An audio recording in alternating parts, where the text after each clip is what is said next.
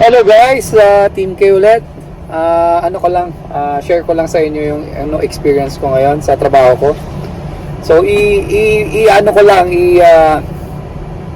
i-differentiate ko lang ba yung pagkakaiba ng trabaho ko ngayon sa trabaho ko noon, which is long haul. Andito pala ako ngayon sa Eaton Center, so nag-aantay ako mag 1:30, so 12:48 na ngayon. Dumating ako dito ng 11:50. So almost 12:50 na, almost 1 hour na ako nag-aantay rito.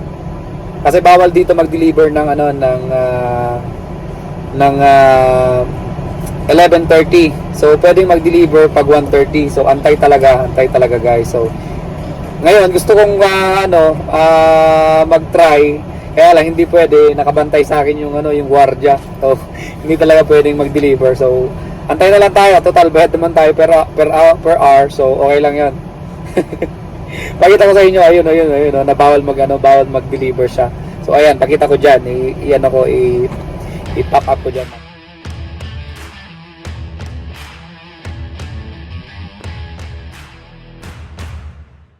Maya. So yun ang problema dito, kapag 11:30 ka dumating, antay ka. Pero okay lang din kasi 'di ba, per hour naman ako ngayon, bayad naman ako per hour ko, so okay lang, antayin ko na lang. So yun. Ikwento ko sa inyo yung pagkakaiba. Para sa akin based on experience ko. Hindi ko alam yung experience ng iba, eto experience ko lang. So dati kasi ako long haul, 'di ba? So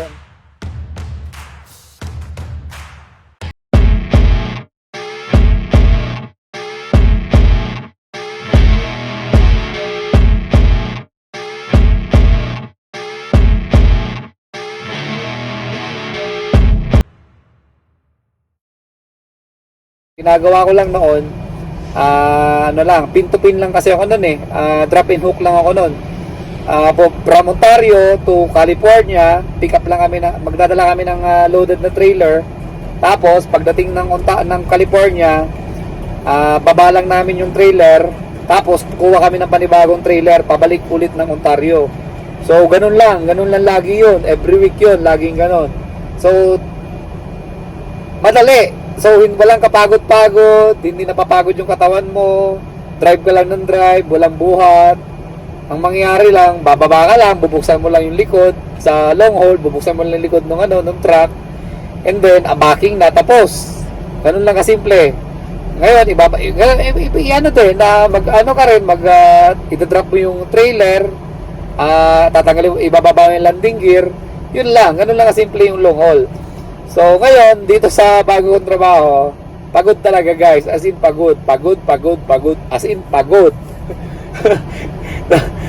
Iba yung trabaho dito guys nung delivery. So anong nangyayari ngayon, sa isang araw pwedeng mag-deliver ka ng 5,500 boxes, tapos total ng 5,000 kilos, o kaya 6,000 kilos, o kaya 8,000 kilos, depende sa ruta, tapos depende kung anong dala mo. Minsan kasi nagdadala ko ng body job, minsan nagdadala ko ng FX, yung maliit lang na truck, yung 5 tons. Tapos minsan naman nagdadala ko ng tandem truck din na medyo malaki. Tapos minsan trailer. So kapag trailer, 7,000 yung laman nun pataas, minsan 6,000 din. Tapos kapag body job, minsan kapag deliver ako ng 6,500 yung bigat Tapos madalas, usually mga 5,500 lang, 5,500. So madalas yung boxes noon, mga let's say mga 500 pieces, mga ganon, mga 450 pieces per delivery per day. So dapat tapusin mo yon sa isang araw, sa loob ng ship mo. So madalas yung ship namin is pag body job, ang binibigay na shift sa amin is 9 hours pataas. So 9 to 12 hours. O, pag pag trailer, ganun din, 10 hours pataas. May mga kasama ko rito na 14 hours yung shift nila. Tapos tinatapos nila sa 10 hours siya, 10 hours lang. Mabibilis sila guys, as in mabibilis yung ibang kasama namin. Si Boss Erwin, si Boss Herman. Yun, mabibilis ang mga yon. Mga legend na yun ng GFS. So shout out Boss Herman, Herms official, shout out. So yun, nangyayari ngayon, Di ba, dati kong trabaho, madali lang, walang kahirap-hirap. Ngayon, pagod, laging masakit ang katawan ko. So, ang kakampi ko ngayon after ng trabaho ko, pag nasa bahay na ako, pagkaligo ko, ang kakampi ko sa bahay is Epicacint oil. Epicacint oil, guys. So, bumili ako ng Epicacint oil na 10 ata yun 10 ang binili ko na Epicacint oil. So, every night, naglalagay ako rito, dito sa likod ko, tapos sa mga paa ko kasi talagang masakit ang katawan ko lagi, guys. Tapos lalo pagka umaga, hindi ko maganito to. Nagaganito ko siya, kaya lang masakit. Mahirap ba? Gusto ko yung nagpapatunog ba ng buto? Yung Cairo ba yun? Cairo fracture ba yun? Basta may ganon. Gusto ko magpaganon, kaya lang wala akong makuhang na malapit sa amin. Wala akong makitang clinic ba yun? O massage center na ganon, na malapit sana sa amin, sa area namin. Kaso wala akong makita Gusto ko magpaganon sana para patunugin yung mga buto-buto ko ba. Kaso wala pa tayong makitang ganun, guys. So, ang kakampi ko lang ngayon, yung Epicacint oil. Walang choice, kundi yon. Tapos, ano pa bang mahirap dito? Mahirap pa dito pala sa amin is talagang madaling araw laging gising. So, minsan 4 o'clock yung pasok mo, minsan 4:30, minsan 5 o'clock, minsan 5:30, minsan 7 o'clock, minsan 7:30. So, ganon. Pero normal, 5 o'clock. O kaya 4 o'clock. So, pag 4 o'clock ang pasok mo, 3 o'clock gising ka na. So, every day, ganon. So, minsan 3 o'clock, gising ka ng 3 o'clock kasi 4 o'clock ang pasok mo. Gising ka ng 4 o'clock kasi 5 o'clock ang pasok mo. So, from dun sa bahay pala namin, yung travel time ko is 20 minutes. So, Stony Trail lang yung takbo ko. Ganon ang travel time ko, 20 to 25 minutes lagi. So, 1 hour ang preparation ko sa pagkagising ko. 1 hour lagi yon. So, 1 hour. Stretching ako. Pagkagising ko, stretching konti. Kasi sa gabi ako naliligo Hindi ako naliligo sa umaga. So, gabi na ako naliligo para kinaumagaan, ready na ako. So, anong nangyayari? Pagka umaga, stretching muna ako ng 10 to 15 minutes. Tapos, kain ng konti, then tubig, and then timpla na ako ng kape, and then getting ready na to biyahe. Kasi, yun nga, 20 minutes yung biyahe. So, darating ako sa trabaho, may 5 minutes na natitira sa akin para sa shift ko. Then, log in, and then yun, diretso na yun, mag-pre-trip na ako noon. Pinakita ko na sa inyo yung video noon, di ba? So, yung ginagawa ko everyday. So, pakita ko kung hindi nyo panoorin nyo ulit, guys. So, yung buhay namin dito sa GFS, talagang buhatan. So, yun nga, yung pagkakaiba, talagang, ang laki ng pagkakaiba, sobrang laki. Kasi yun nga, yung dati kong trabaho, walang buhat, relax, driving lang, yung ganun lang. Ngayon, more on buhat. So, ang driving is konti lang kasi minsan nandyan lang, 5 minutes drive, minsan nandyan na. Minsan, lumigil ko lang sa kabilang kalye, nandyan na yung dideliveran mo. So, ganun lang, guys. Depende na lang kung nag-countryside ka. Sa limba, pumunta ka ng Ban, so 1 hour 30 minutes yung biyahe, pumunta ng Lethbridge, 2 hours. So, ganun. Pero sa mga na yon, may mga ruta na yon, may mga tao na doon. So sa amin, bago ako, wala pa akong ruta kung saan ako, spare board lang ako kung saan ako pupunta. So wala tayong choice. So yun lang, laging masakit ang katawan ko. So para laging nag-exercise ba. So ang naman nun, ang good side naman nun is kasi di ba, so yung good side naman nun, ang good side ng lungol, hindi ako napapagod. So bad side dito nung dito ko sa GFS, bad side, pagod lagi. Pero ang good side naman nun, guys, na nakakapag ako laging buhay ang dugo ko, laging ako nag-stretching, parang lagi ako nagbubuhat ba. So parang exercise ko na rin yon. So, diba? So, mahirap kasi, lalo pa sa amin, sa family namin, uso yung high blood. Kailangan ko lagi ng exercise. So, okay na rin to. Nakakapag-exercise tayo. Ang worry ko lang talaga, guys, dito is kapag winter time. So, kapag winter time, yun, hindi ko alam kung kaya ko. Kasi ibang usapan na yun Kasi kung kaya mong maglagay sa sa wheeler ng mabigat na load, kapag magdi-deliver ka on na summer o kaya on na spring o kaya fall, kaya mo yung mabigat. Ngayon, kapag winter time, ibang usapan na yun guys, kasi puro snow na tayo, puro snow, tapos nag-skid na yung kalsada, tapos nagba-black ice pa. So, ibang usapan na yon. Hindi ko alam kung kaya ko pa nun. Kasi talagang everyday talaga iniisip ko mag-quit.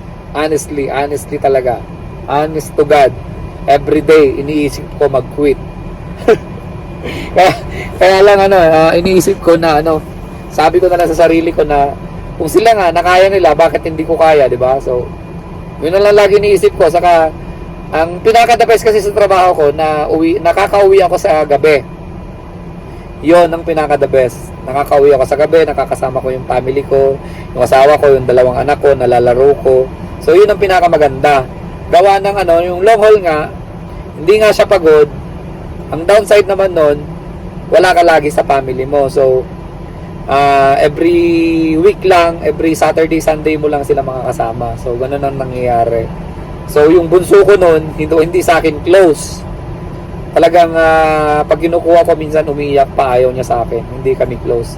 Kaya yun ang isa sa dahilan kung bakit naganap ako ng local job.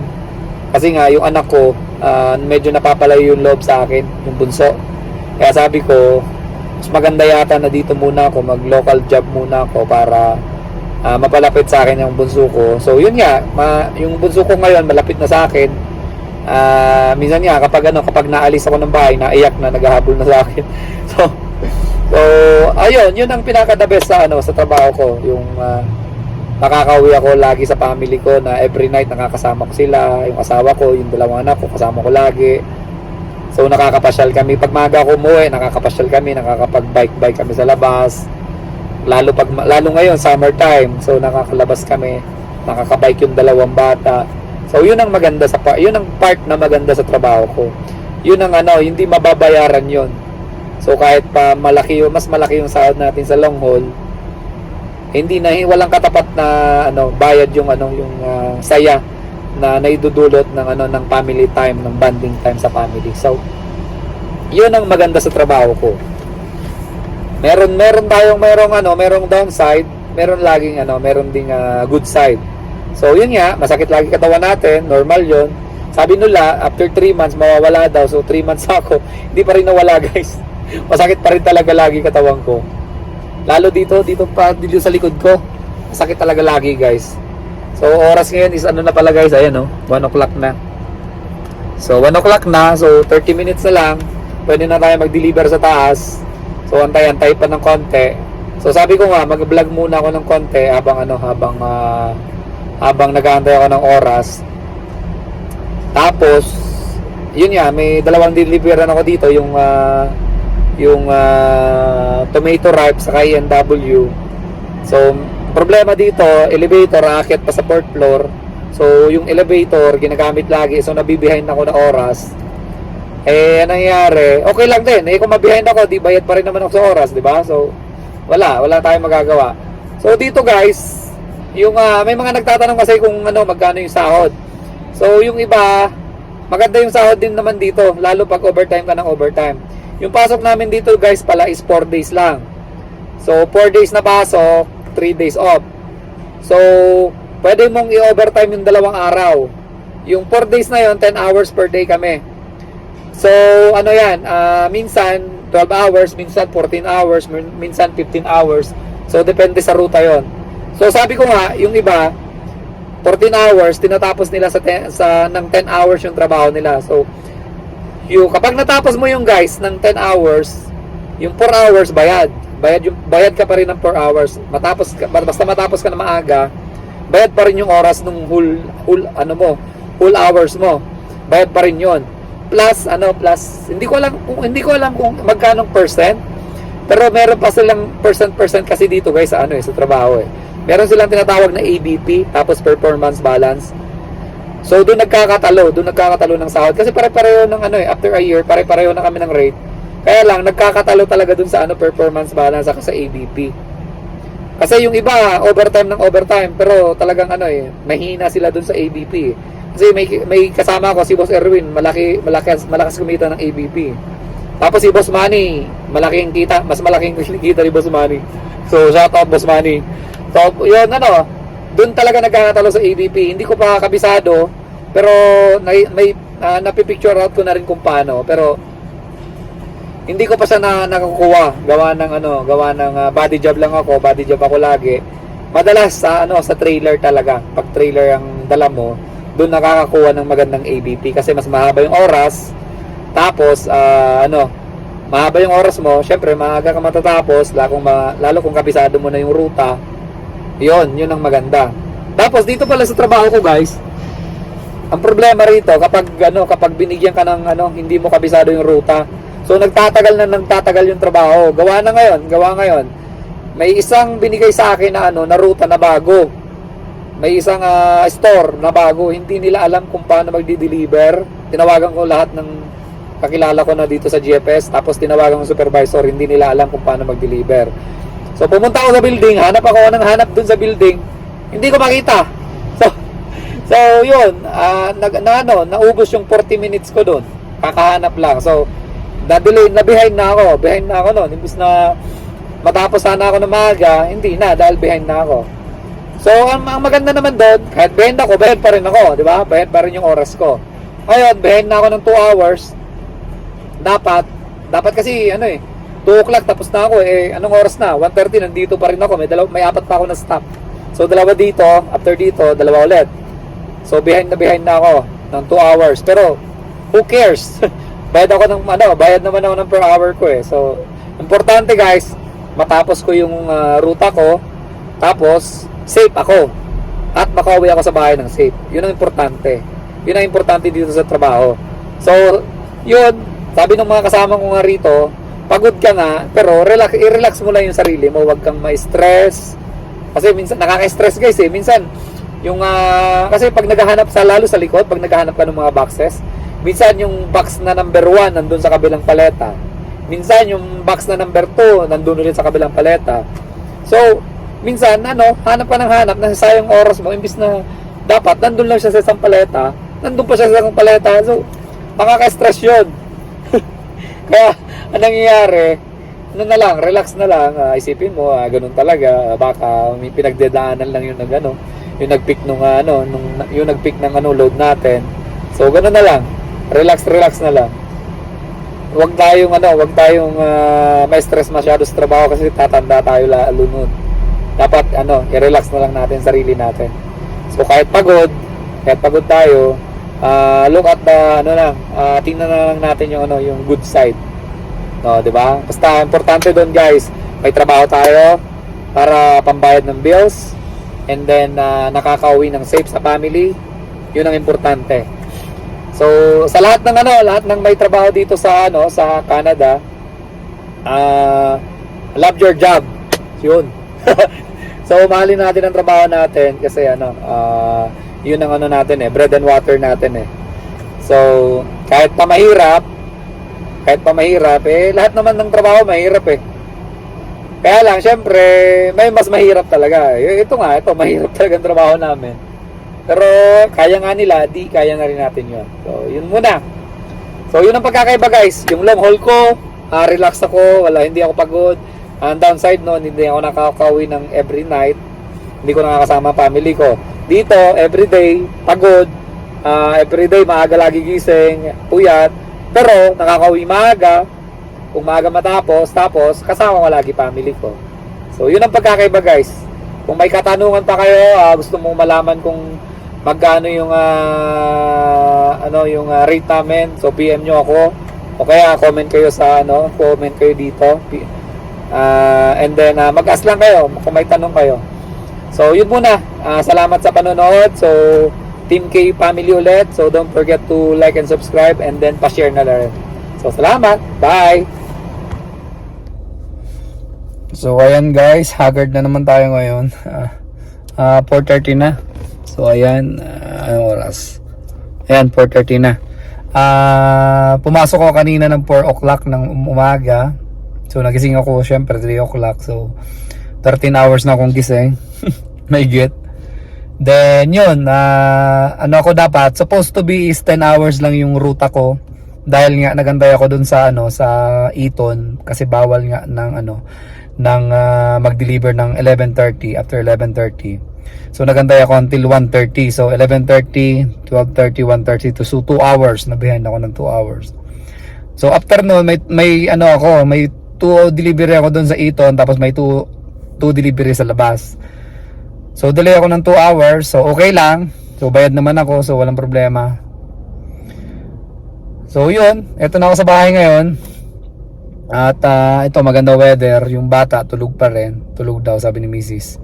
So maganda para makakain pa ako. Then mamaya laro kami mamaya ng mga bata.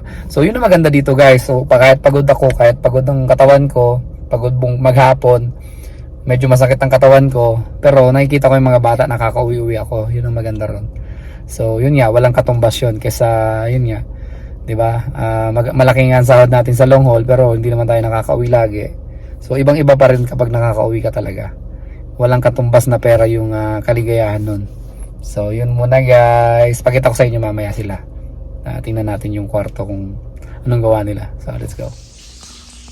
So silipin natin sila guys. So dito sila mga bata. So wala maingay. Kasi katutulog lang daw nila. So nag 3 o'clock. So pasensya na at makalat yung kwarto. So ang aking kulambo ayun. So si kuya nandun. Then si Kinkin nandito yung bunso. So makalat. Kasi naglalaro lagi yung dalawa. So yun muna guys. So ito ang playroom nila. So makalat lagi. Tapos yan. So yun na muna guys ha. So si Mrs. naghahanda ng tawag dito. Yung snack nila mamaya. So, naghahanda siya na... Ano luto mo ba? Ano luto mo? Yung Shanghai. Then, yun. Yun na muna guys.